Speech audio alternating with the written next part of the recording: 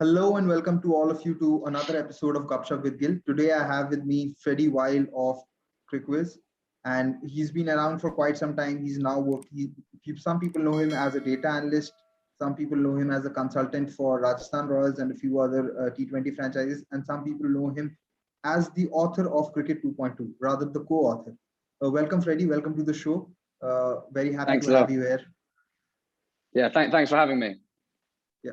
Freddie, before we go into discussing numbers, strategy, data, etc., I just want you to tell our viewers what has been your journey, because from where did you pick up this thing that you wanted to be into data analytics and keep study cricket through the numbers form? Where did it come along? Yeah, well, it's a good question. I mean, I started out really as a journalist and as a freelance journalist writing about cricket, and then that took me down the sort of T20 route. I immediately was interested in that. It was it's always been my favorite format ever since I grew up, really, because I found it the most fun and the most interesting. Then when I was writing as a journalist, very few people were covering that format, so it made sense for me to do that because it gave me more opportunities to earn money writing. And in doing that, I recognized that to really understand the game, you needed to have a grasp of the numbers. And at about a similar time to that happening, I was approached by CricViz to start doing some freelance work for them. I worked freelance for CricViz while still being a freelance journalist.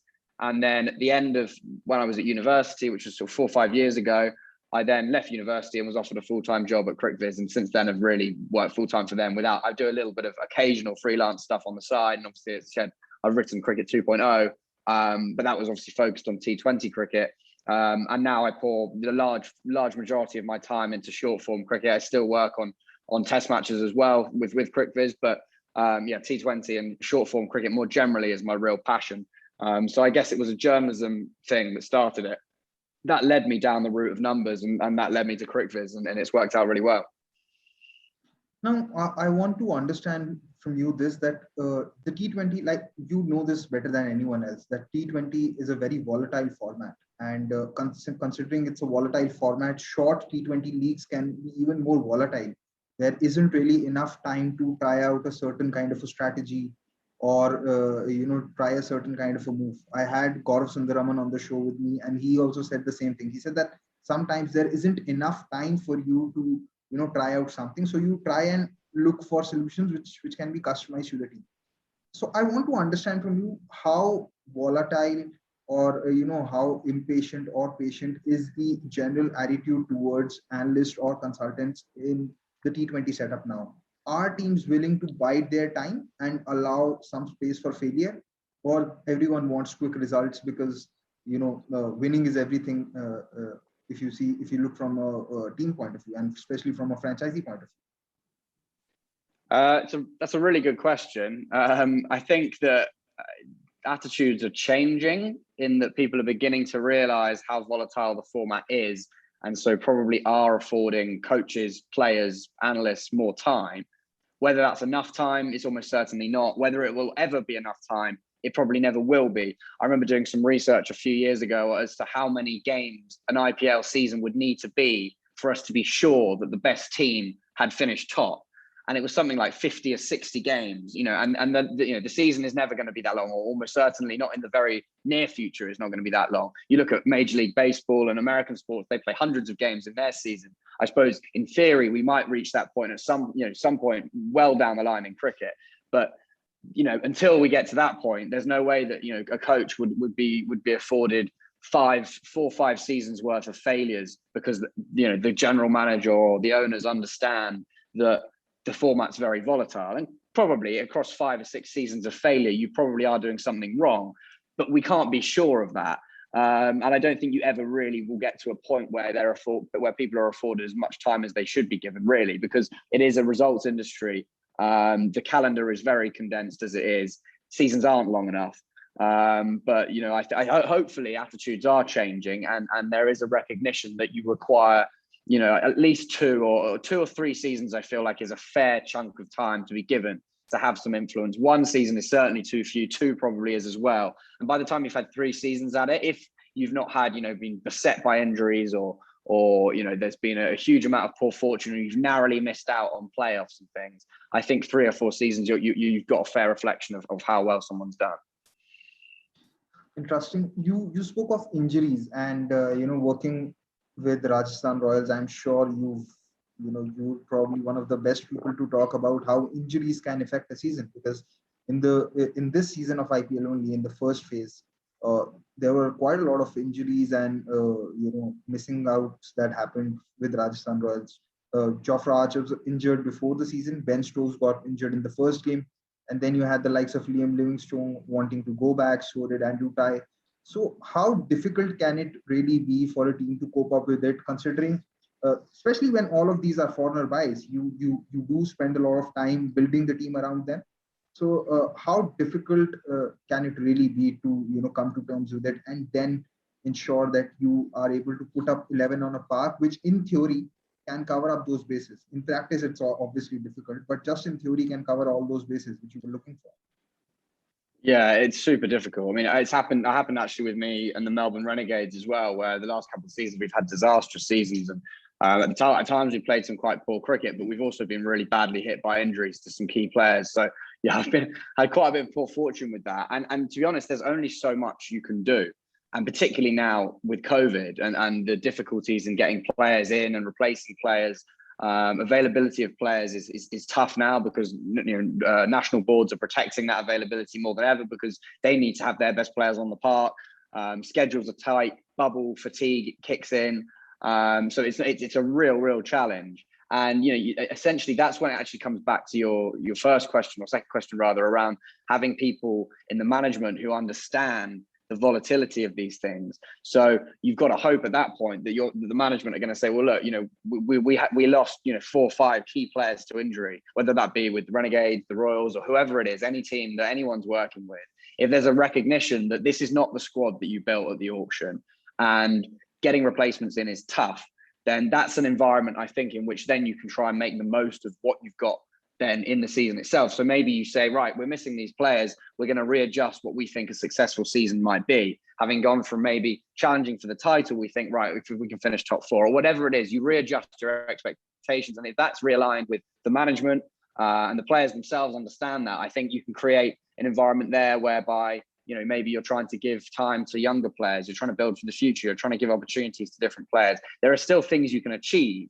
The important thing is you don't give up on the season itself. It's you'd never do that. It's about what can we now get out of this campaign?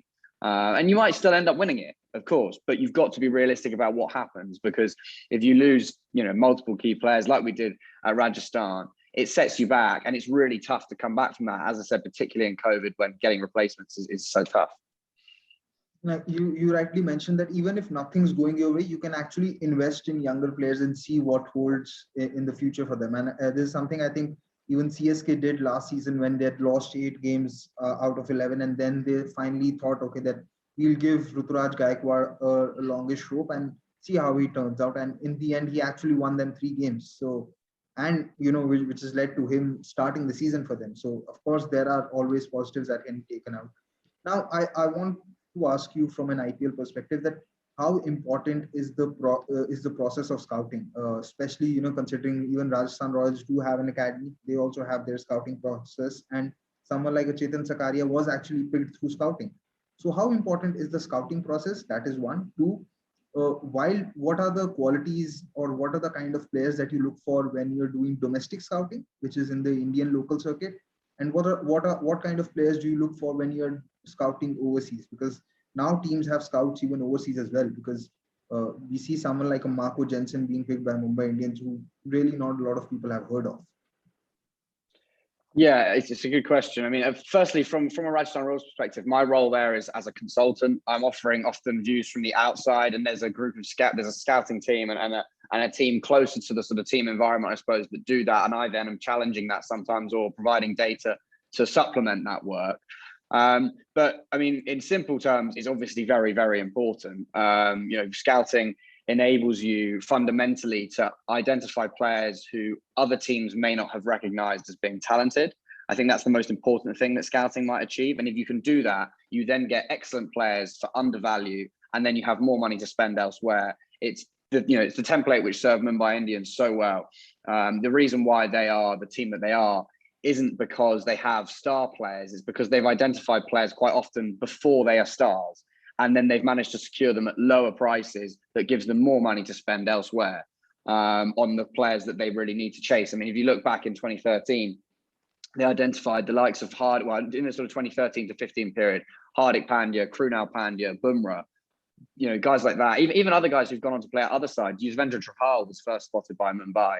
If you spot these players, buy them cheap, it then says, right, okay, Mumbai were really chased hard for Rohit Sharma. They've chased hard for Karan Pollard. They've chased hard for Lasith Malinga. They've never spent actually huge amounts of money on them, but they've been able to get those players because they've spent less money in the domestic market. So, I mean, scouting fundamentally is about finding talented players, but I think the most important thing is finding talented players who maybe other teams don't recognize as being talented. So yeah, it's integral to success. I think if you don't scout well, it becomes difficult to succeed because you end up having to pay a lot of money for all of your players because you're paying, you're essentially buying players who everyone is aware is good, and that's difficult with a salary cap. Then, with regards to your question about Indian scouting and international scouting, I mean, I think simply speaking, I don't think there's anything different you're looking for other than talented players. If someone's good at a certain role, then you're interested in them.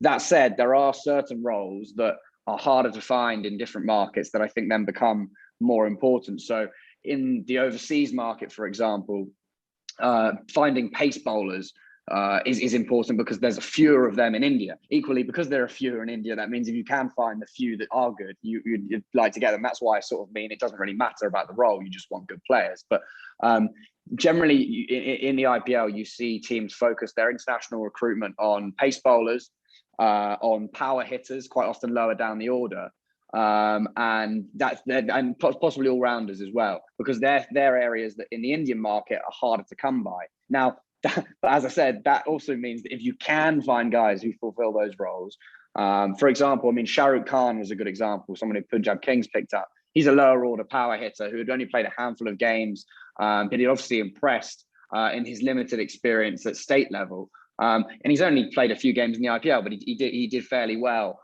in his initial season and initial few games. Finding someone like that is key as well. And then also in the Indian market, often there's a lot of spinners as well. You generally don't go to the overseas market for spin bowlers, so you generally look to the Indian market for finding spinners because there's a lot of them. It's all about supply and demand. But I'd go back to the point that, to be honest, you're just looking for talented players in whatever role, and you can pull together the most talented squad you can. But there are certainly areas of international and Indian talent pools which are deeper or shallower, and that sort of drives how you operate. Well, quite a detailed and elaborative answer, and this is what I expected, because we've constantly heard how teams, especially after Mumbai Indians started doing it, that they go for 2 overseas paces, and sometimes you may not have those 2 overseas paces who are in the international circuit because they're either unavailable due to some matches or due to injury, or someone like Mitchell Starc who just wants a break. So how important can it be from that aspect to look for pacers who may not be in that in the international circuit? And you rightly mentioned that power hitters as well, but thankfully I think with the likes of Riyan Parag and Abdul Samad coming in the fray, maybe we'll get more of Indian hitters as well. Yeah, well, I think that will change in years to come. I think because it's driven by the market to a degree, and young Indian players will recognize the fact that they can be made very rich and famous and successful by being a lower order power hitter. And you're right to mention Parag and Samad. These are guys who are, trailblazers in a way, for fulfilling a role that not many Indians typically have done. And it'll be very interesting to see whether those players move up the order, because that's quite often what we see in other countries. You see most of the players end up gravitating towards the top of the order, and that's why it's difficult to find many lower order power hitters. I mean, it's why the West Indies have been so good for so long, because they've had 4 or 5 players who fulfill that role. Why Mumbai Indians have been so good for so long. Pollard and Hardik, 2 of the world's best players in that role. They're very difficult players to find. But I think we will see more of them coming as time goes on, because it's the way that the market works. I think you'll see that as there are spots, people seek to try and fill them with their ability. Emphasis is placed on training those skills so that those spots and those roles can be filled by upcoming players, essentially. Now, coming back to Rajasthan Royals, I want to understand from you, like, who was behind the decision to make Ben Stokes open, which happened in the last season, and then, let go of someone like Steve Smith, and then completely, move on from the idea of having an anchor. Because if you look at the current Rajasthan Royals batting lineup, there isn't really an anchor to say, but like there isn't a fixed role of any batsman who has to play anchor. So, where did that come from? Because there's also a lot of unlearning involved, because we've constantly seen how some of the things that have, come into T20 because they were being practiced in ODI cricket, like having wickets in hand, having an anchor, and then, letting your best batsman bat the most deliveries, when a lot of data has pointed in the other direction, that your best batsman may not have to bat the all most deliveries, but rather bat in the most difficult situation.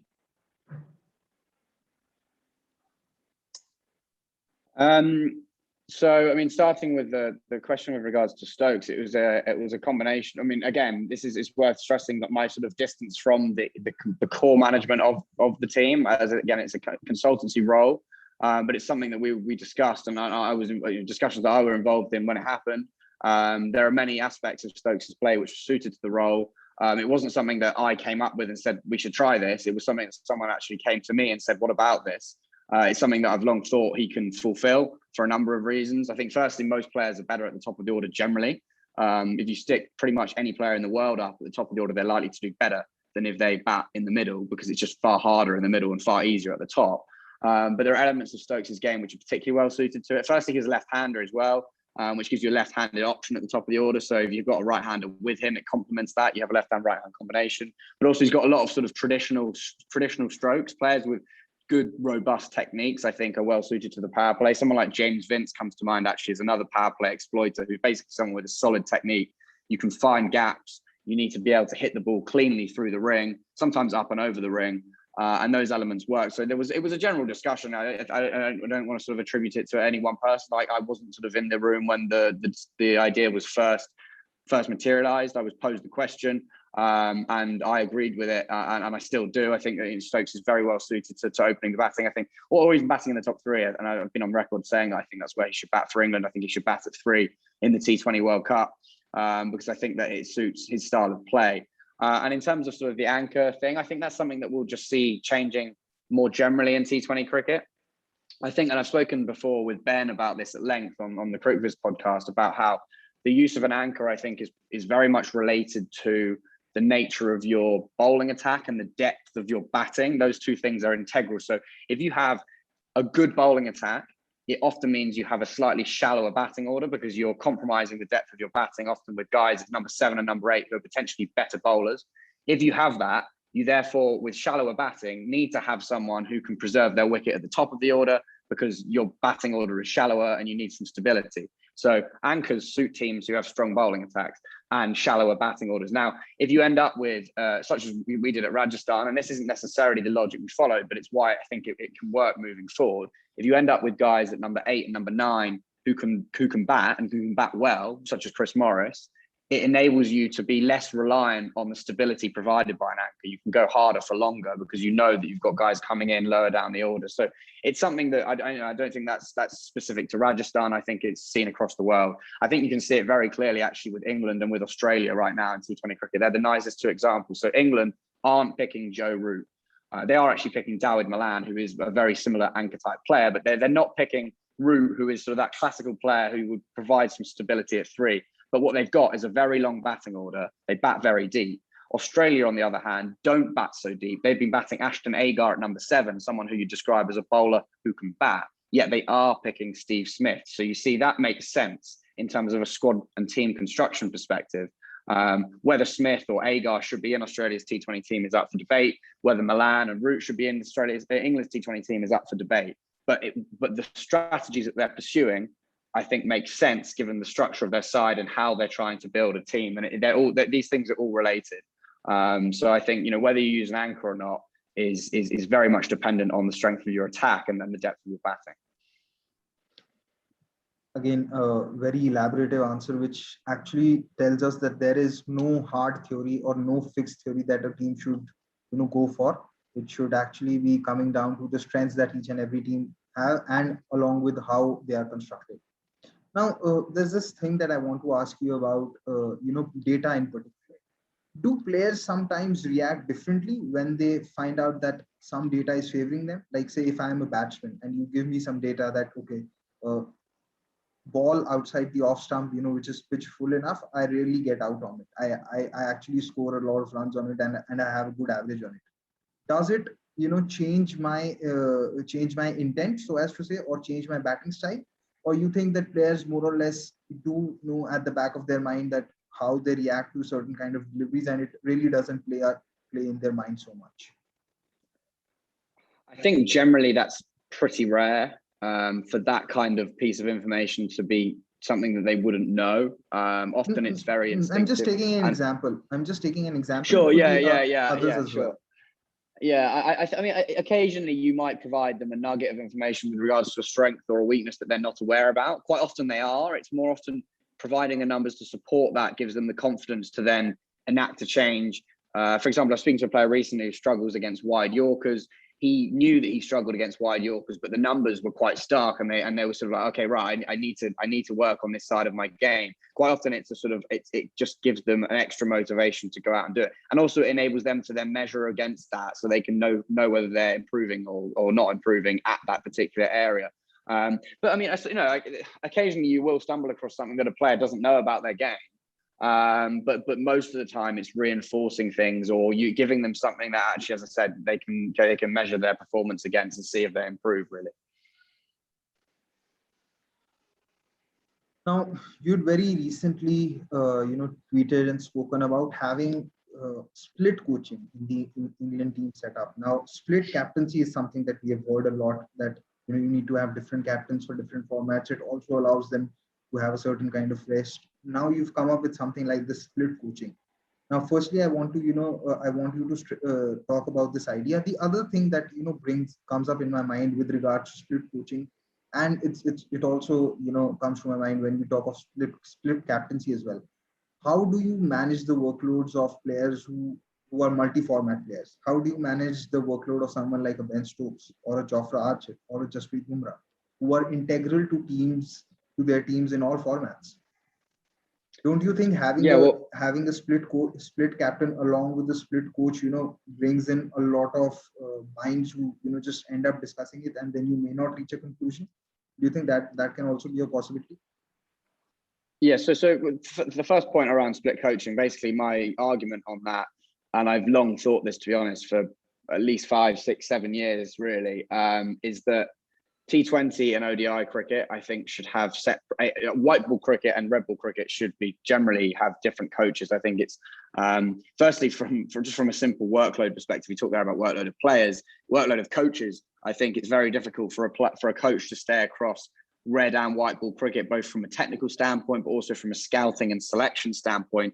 Over here in England, Chris Silverwood, who is the head coach for both formats, is also the head selector now. After Ed Smith's departure, his job is very difficult to be across all of these things. I think that there is a scouting network in England that's present to help him do that. But essentially, I think that there's a lot of work to do for one man. But then also more fundamentally, and I've spoken at length about this before on my podcast with Ian Bishop and Tom Moody, about the fact that I think red ball and white ball cricket are diverging. And they have been for a long time. T20 cricket has been dragging ODI cricket with it away from red ball cricket, both in terms of run rates, primarily in terms of the rate at which runs are scored, which is having a huge influence on the nature of batting. For example, we're seeing batsmen set up more leg side of the ball in white ball cricket so they can access the offside.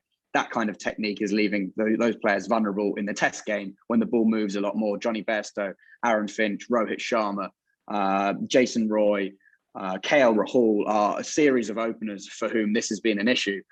Essentially, as the games become more different, it becomes very hard to succeed in both of them. Now, I think the same applies to coaches. It becomes very difficult for you to coach across the two formats. I suppose there's an argument that having a coach who is doing both might help players bridge the divide, but I think ultimately you're fighting a losing battle. These two formats are moving away from one another. I think we'll see the player groups from red and white ball cricket continue to diverge. We're seeing it with England very clearly now. You look at England's top order in Test cricket for their most recent Test match: Rory Burns, Dom Sibley, Zach Crawley, Ollie Pope. 4 of those players do not play in the white ball setup. Joe Root and Ben Stokes do. Josh Buttler does, but there's a lot of question marks over whether he really should have been brought back into the red ball side. He's now doing okay, but the point, and those 3 players we should point out, are among the world's very best. Essentially, it's very difficult to be a red and a white ball player. And I think that in years to come, we will see the coaching split as well, just because it makes sense to therefore focus on red ball skills and white ball skills. They're very different things to teach, and very different games from a strategy and selection perspective. And then your question about workloads is an interesting one, because I do think as you have split coaches and split captains, you will get almost those 2 individuals fighting over the players, so to speak. Like Owen Morgan's going to want Josh Buttler and Ben Stokes all the time, and so is Joe Root. That's a very true and valid point, but I don't think it's a reason not to do it. It just means you need to have better management, and the management needs to handle that situation accordingly. And that's why you have selection panels and scouts and systems in place by which to pick the team. And England, I think, are doing that actually really well. They've clearly prioritised the Ashes and the World Cup this year as 2 things they're working on. Whether they should be prioritising the Ashes, that's something I've quite publicly disagreed with. I think the India series should be seen as important, if not more important, given the world rankings. But anyway, England have said what they've said, and they are picking their teams accordingly. And I think generally they've got it right, especially in an age in which we need to, be very careful about player workloads and bubble fatigue. So it's not an easy situation. It's a complex situation. But I think it's one that the red ball cricket and white ball split coaches, it will probably make it more difficult. But I think ultimately it's for the betterment of the game if that happens, to be honest. Not only, in terms of, not only there's going to be a conflict in terms of, which player plays which format when. I think there's also going to be a conflict, especially for batsmen, in terms of working on their techniques if they are playing both formats, because the coach who's in charge of the white ball setup, he'd probably like to make a change where the batsman is able to become more aggressive, while the coach of the red ball team would like to make a change where the batsman's much more compact in his defense. So it's going to be a very difficult thing to do, but I agree with you that it's something that there should be work upon, because it's not the same as earlier what it used to be, where you would have 7-8 players playing both the formats. It's now just come down to 3 or 4. So of course, and like you very rightly mentioned about the openers as well, who've not been able to succeed at the test level because they've been, they've made changes in their game to be successful in the white ball game, and that is why they struggle. So it's definitely something which brings up a lot of food for thought, and I'm sure that there are going to be a lot of conversations centering around this in the near future as well. Now, since we were talking about the white ball game and the red ball game, and you mentioned the Ashes and the T20 World Cup being a priority for England, I want to know from you, who do you think are the favorites come the T20 World Cup in October? Who do you think would be the 4 teams that would make it to the semis? And I also want you to tell me, who do you think would be the last 4, or if not the last 4, the top 2 in the IPL this year?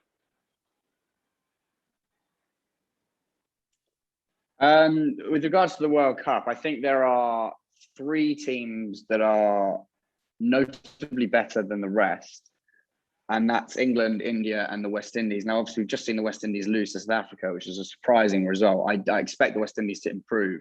It was the first time that they've been playing as a group in a fair time, and they've got a decent run up of matches before the tournament itself. India at home, or not at home now, but India, are still one of the strongest white ball sides in the world. We saw them beat England earlier this year, obviously, and I think England as well are right up there. I mean, those 2 I think are clear, and then I think West Indies is a bit of a question mark over whether they can make that step up. I think they will. I think it'd be fantastic to see the West Indies have another dart at what would be a historic 3rd title. As for the 4th team, I think that's really open. I think it could be a number of sides. I think South Africa's recent win over West Indies was really impressive. I think we've seen with Shamsi bowling particularly well. They've got a number of decent, De Kock at the top of the order is in fantastic form. They're a team who I think are to watch out for. But similarly, Australia and New Zealand also could be in and around the mix. I think we've seen Sri Lanka struggle recently. I don't expect them to be too much in it. Probably the same for Bangladesh. Pakistan, I don't know. I think we've seen them improve in recent times after a big dip, having had, they had that great period, then they dipped, and now they're coming back once again. That fourth spot's really open up for grabs. I think New Zealand could be the one to watch out for actually in that spot. I think we've seen it might depend how much spin comes into it and how pitches play, but if spin doesn't come into it, I think they've got a real shock. They've got a really decent core of pace bowlers. They've got a batting group that I think are quite well suited to playing in the UAE in that respect. We saw how pace dominated the IPL in the UAE. New Zealand have a number of quicks who I think will thrive in those conditions. They're a side, obviously, who've just won the World Test Championship. And as I said, it's a completely different format. But, you know, they've got a group heading in the right direction, I think. So maybe they could be one to watch out for. But I think that fourth spot could be anyone's, really. India, England and West Indies, for me, are the front runners. And then in the IPL, I've got to say the Rajasthan Royals will be there. I couldn't not do that. Obviously, as I said, we have missed a number of key players with injury, but we managed to hang in and around that top four. And I'm not going to be saying that we won't get there. The rest, as for who else might get into that, I mean, I was very, very impressed by Chennai in the first half of the IPL. I mean, they were so impressive, really. I was amazed by how they'd reinvented the way that they played cricket, really, because they were, you know, we all know about the way that they played for their glory years, so to speak, and it was very different to the cricket they played last year. They didn't bat, you know, big and bat deep and bat aggressively in quite the same way. They kept going this season. It was a batting order full of intent, and I really liked the way that they did that. They were fluid with their batting order, which is something they've always done. But there was less of a reliance on that sort of stranglehold game, those low-scoring games, which we saw them dominate in Chennai. Historically, they were so good at home. But for them to go to Mumbai as they did and play as well as they did there was very impressive. So, I think that they will be in and around again. I mean, it's so hard to predict as well, it should be said, because of the availability of players. We just don't know who will or will not be available. I mean, it's impossible to write off Mumbai Indians as well. They are, you know, such a dominant T20 team. I'd be amazed if they weren't in and around the mix again. But yeah, Chennai were a side who really impressed me in that first half of the tournament. I think the way that they reinvented their brand of cricket was particularly impressive. I was actually quite surprised as well. And in fact, when I was, you know, on a preview to talk about who the last four would be, I thought that Chennai would be in trouble, considering out of the 14 games, they were only playing 4 at Delhi, which is probably, you could say, is the second slowest pitch after Chennai, because they were playing 5 games in Wankhede and then I think another 5 games in Bangalore and Eden Gardens, Kolkata. So I thought that they'd struggle, but I think they've done extremely well. And Delhi also hasn't played slow as in the pitch. So they've really reinvented themselves pretty well, you're right. And as far as Rajasthan's concerned, I just want to, you know, tell you this, that it's my second favorite team. That is why you see me wearing some colors of them, the light blue and the pink turban. But I am slightly disappointed as a Delhi Capitals fan that you didn't take their name. They've been probably the second most consistent side in the last 3 seasons. But yeah, just want to know what do you make of the transformation of the Delhi Capital side as well over the last 3 seasons? Yeah, well, it's been great to see. I mean, I think that the way that they made a clear statement to invest in youth a number of years ago, really at the mega auction, you know, with the prioritisation of Iyer and Pant as players that they had at their core. And they continue to do that with a lot of good young Indian players, Prithvi Shaw as well. They've built up a fantastic Indian batting order. To have Dhawan, Shaw, Pant and Iyer in your top 4 is hugely exciting. And then they've obviously followed Mumbai Indians' template with the 2 overseas paces strategy. I have some question marks over how they've actually run the rest of their side. I think there's been some interesting pickups elsewhere.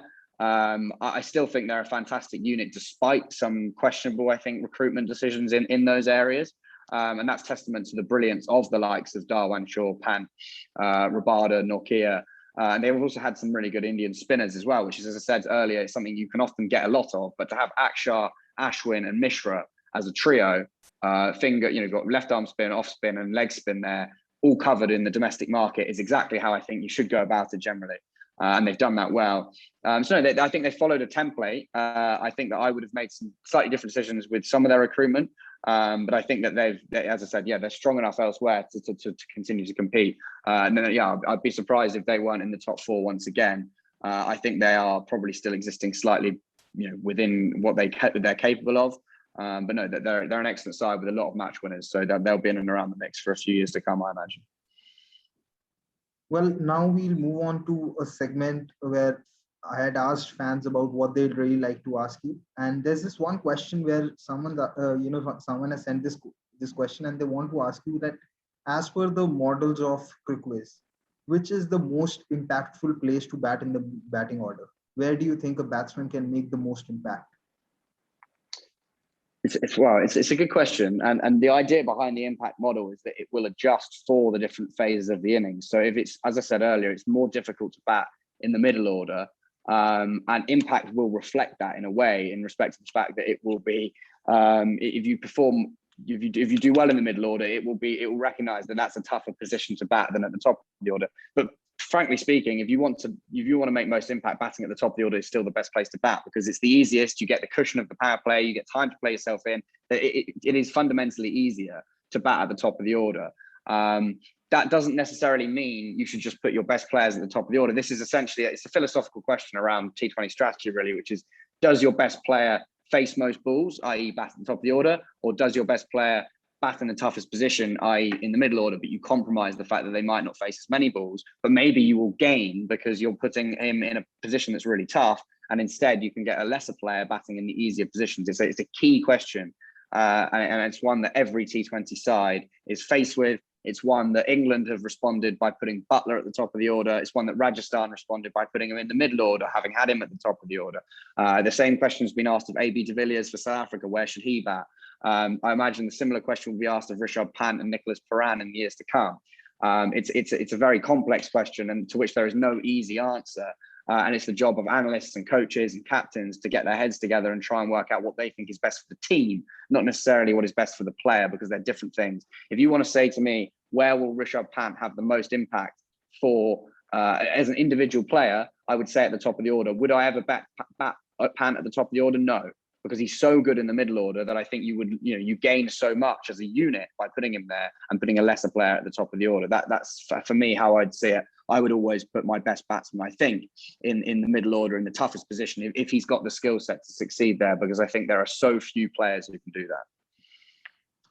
Well, it makes a lot of sense, and it's you're completely right that it's a conversation that has been on T20 cricket, I think, for years, where people have actually said with a lot of reason, like you mentioned, that the best player should actually be at the top, but of course, like what you mentioned, that you can utilize the lesser players to make an impact in the top order, which those players may not be able to make in the middle order. And that is why you have the likes of AB de Villiers, Rishabh Pant, Nicholas Puran in the middle order, because they're that skillful to make an impact. Now, there's another question by another fan, which is asking about tactical drops and retired dismissals or retired outs. How practical is that moving forward in T20? Do you think that there will be a stage where this will happen, or do you think that how batsmen are taught from the beginning and from the earlier stages that you have to value your wicket, that it will not happen? How practical do you think it is?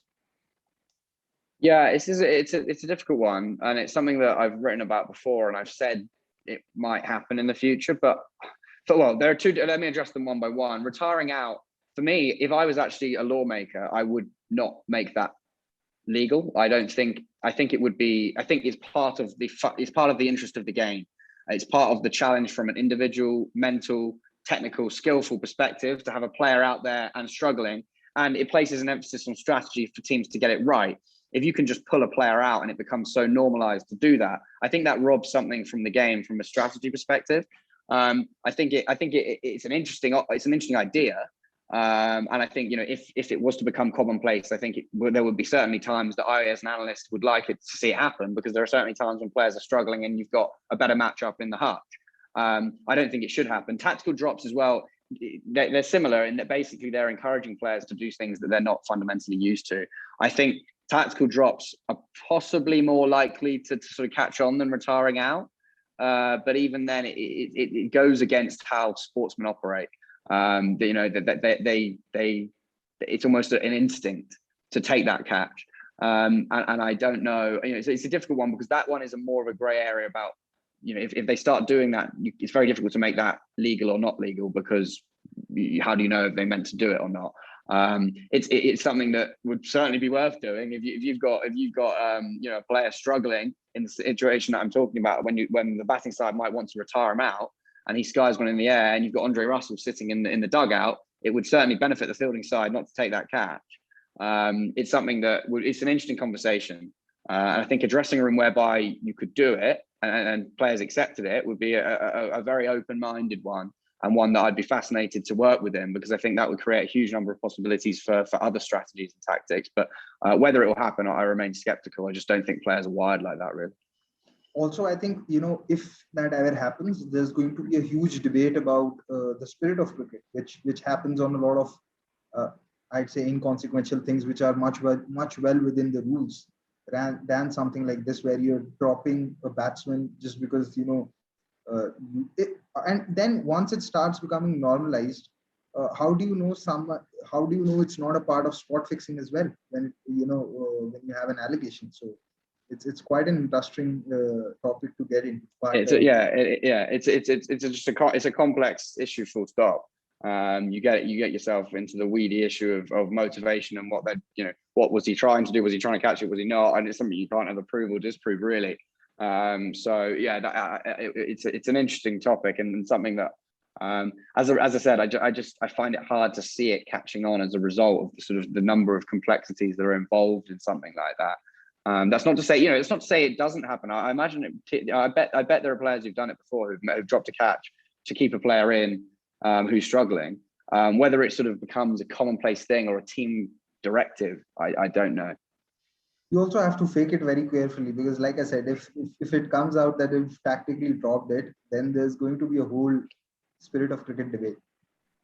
Now, there's another fan question, and I particularly like it a lot. Is CricViz also working on a model which can do predictive analysis?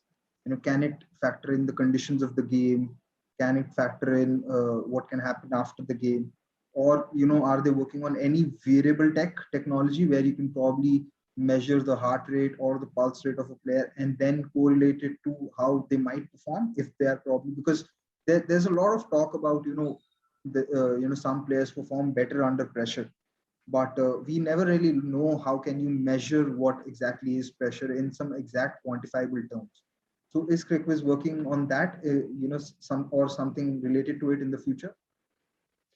For the first question, we're always working on predictive models. That's a lot of what we do. I mean, WinViz is a predictive model, so is PredictViz, and we do similar things around quite a lot of the work we'll do behind closed doors with teams. Is working more using our match impact numbers that are just historical ones and projecting them forward, and applying them to aging curves and to role types to try and forecast how a player will evolve into the coming years and how a change of conditions might affect that player. So that's stuff that we do. It's quite often stuff we keep behind the scenes.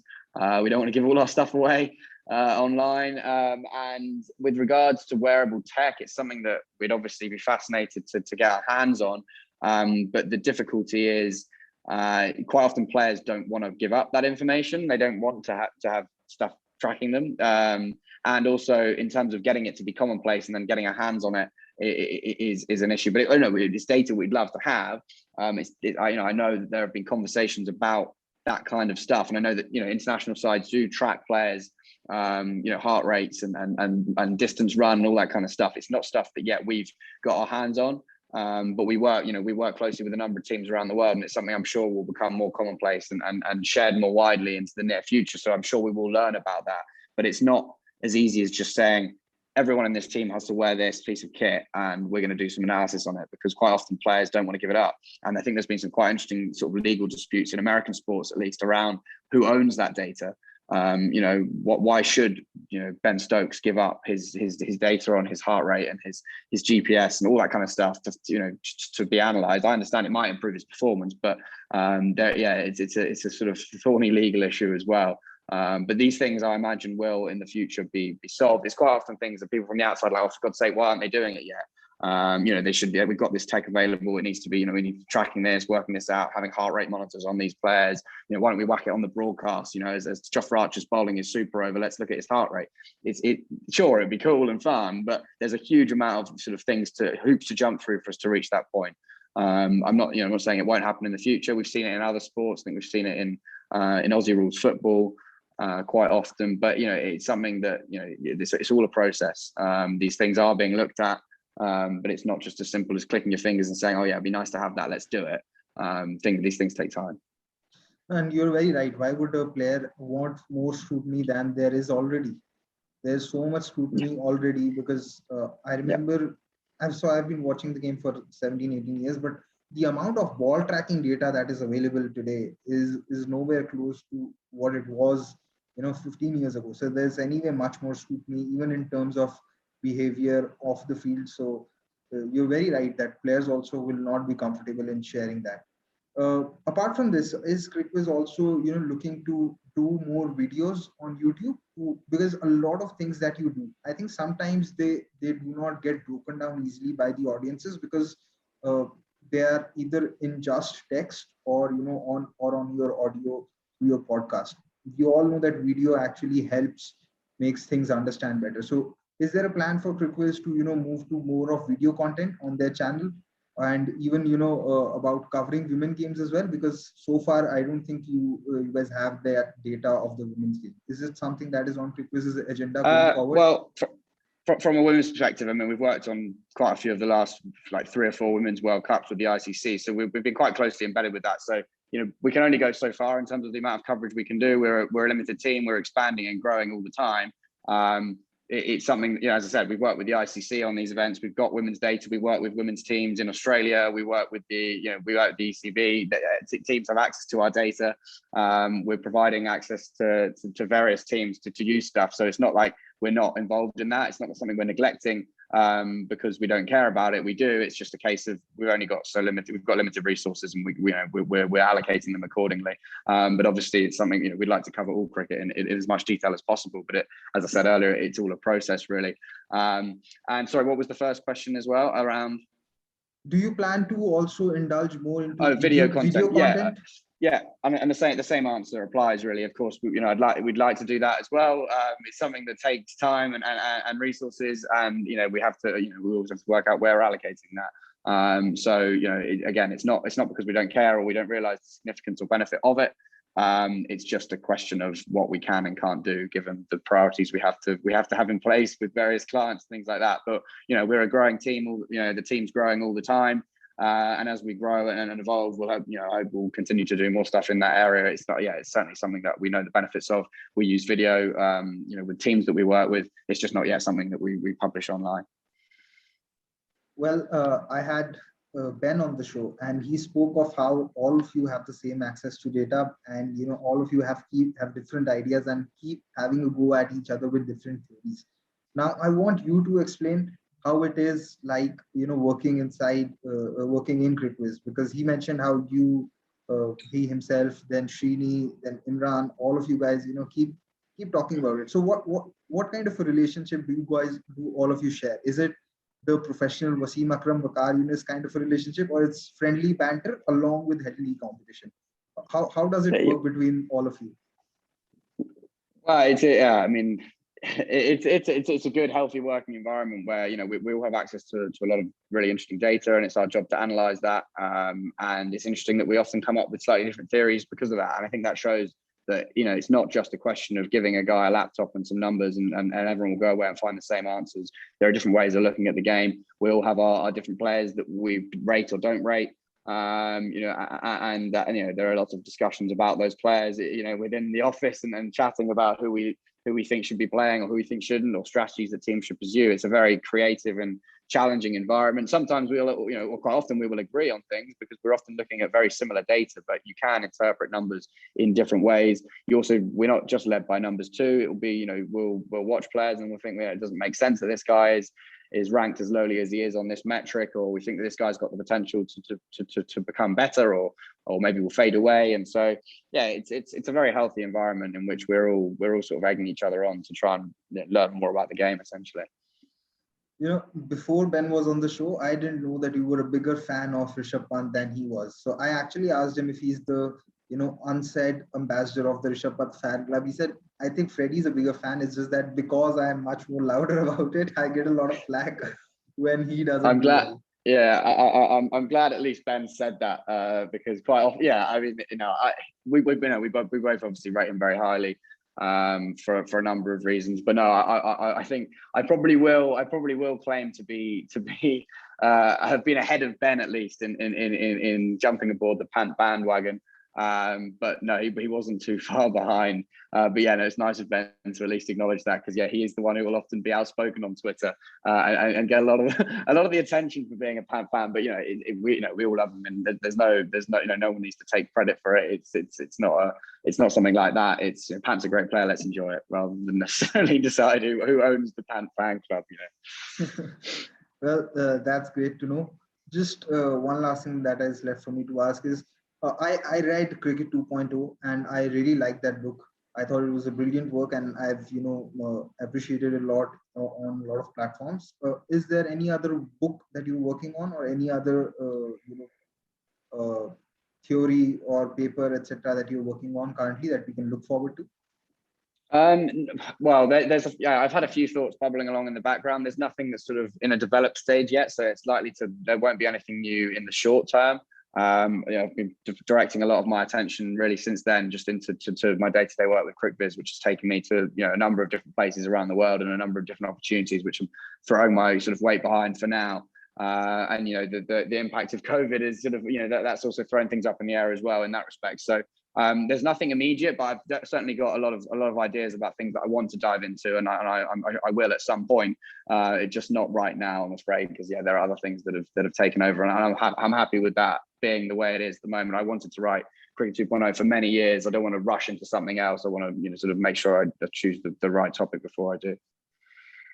Well, this was great. I had a lot of fun talking to you, and I genuinely wish all the best to you and CricViz, that you guys do such a huge amount of great work, that you're not only developing more models for cricket, but you someday also venture into other sports and other fields, and have an audience outside of cricket as well. I hope you enjoyed the show. Thanks a lot for having me. It's been a pleasure and great to chat to you. Well, this was it from this show, from this episode of Gupshup with Gill. If you do like this show, please share it with your friends, and don't forget to subscribe to the YouTube channel. You can follow Freddie on Twitter with all of his work. You can actually subscribe to the CricViz podcast as well on Spotify and the CricViz YouTube channel. Hopefully, whenever it becomes more active, you'll have a lot of data and content related to cricket, which you'll probably love it as well. Well, that was it. Thank you for watching the show. Thank you.